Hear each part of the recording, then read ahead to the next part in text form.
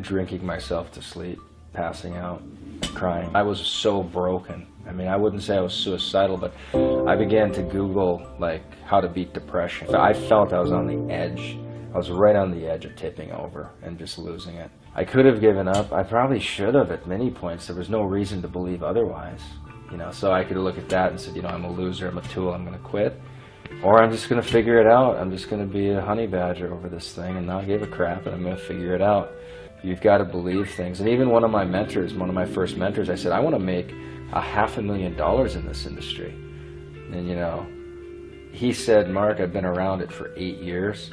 People make like 60 to 80,000. That's just what people do here. You know, you hear about the 500,000, but I ain't ever seen it. That's what he said. I said, I want to do it, though. I want to do it. So you can, they talk about Steve Jobs doing reality distortion, and you have to distort reality. You do. You have to see what others can't see.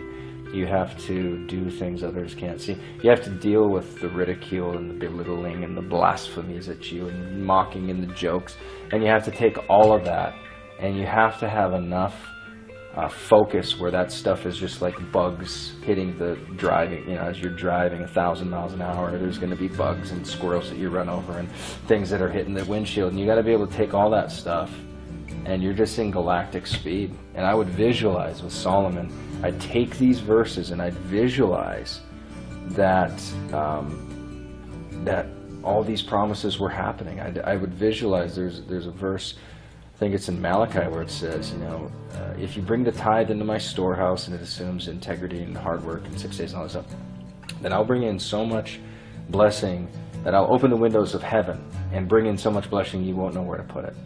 And it's this idea, and literally I would visualize all this wealth coming into my account, and literally at the federal government had a limit. I think it was a $100,000 limit on how much you could put in a bank account, and we maxed that frickin' bank account out, and I literally had to go find another bank account to put money in. I mean, it was the manifestation. I saw these things happening, but I believed in them way before I had any real reason to. So faith is the evidence of things not seen. That's what living in faith is.